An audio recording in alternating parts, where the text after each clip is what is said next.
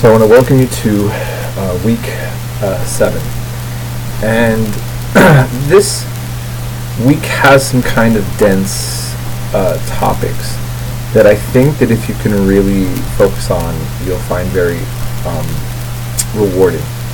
Now, we have an exam paper, not a discussion, and you're going to find your notes, the exam, and the paper on Sunday to maybe all be the same thing.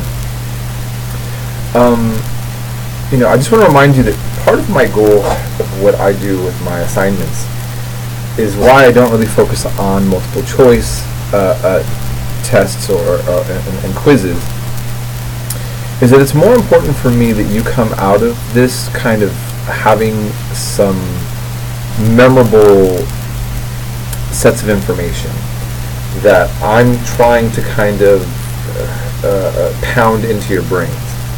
And so some of the assignments might seem what one would call redundant. And what I'm really wanting you to do is if you feel like we're going over some of the same things, it's because we are. And you're not talking about this with your friends most of the time, most likely.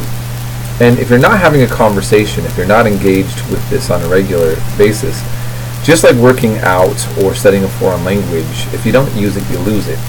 And so what I'm hoping to do, though, is give you a chance to kind of be forced to think about certain things enough, to pin down and realize, to get that impression in your brain.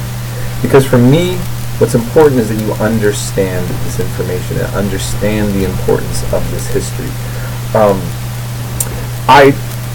What I do unique to this section that's different than the textbook and what some other classes may do is I focus on some of these church councils. And at first, especially if you try to focus too hard on what those councils are and the language of the councils, you will probably get bored, annoyed, and you'll miss the point. What I'm trying to show is the development of the Western world and the Christian world and the way that those things actually mattered and affected people on a sociological and a historical level. And so I want you to kind of, think about that. And also, this is the groundwork that helps us understand the environment in which Islam would be able to spread so quickly in the world when we eventually talk about Islam and its impact. And, I address some kind of maybe uncomfortable things for those of us who've grown up in a Western Christian tradition. We like to assume that, you read the Gospel and the New Testament, and Jesus' character is so powerful, and the arguments are persuasive, and even many atheists enjoy reading this personality that's depicted through Matthew, Mark, Luke, and John.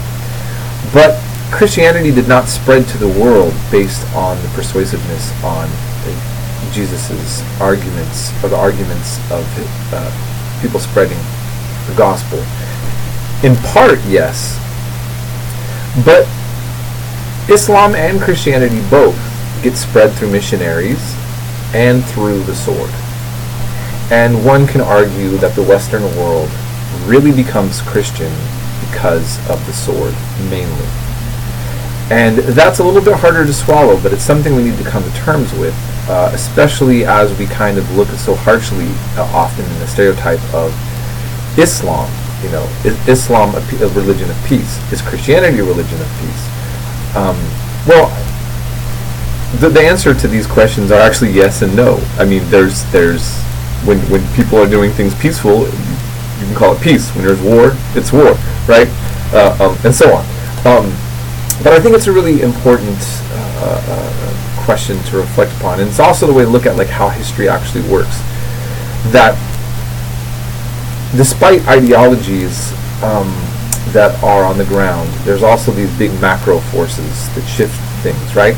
And just to say, as we kind of cover the end of paganism,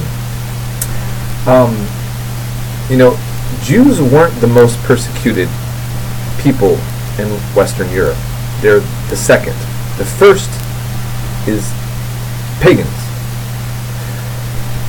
Pagans, how many literally pagans that are traced back to pre-Christian era pagans exist within the European world?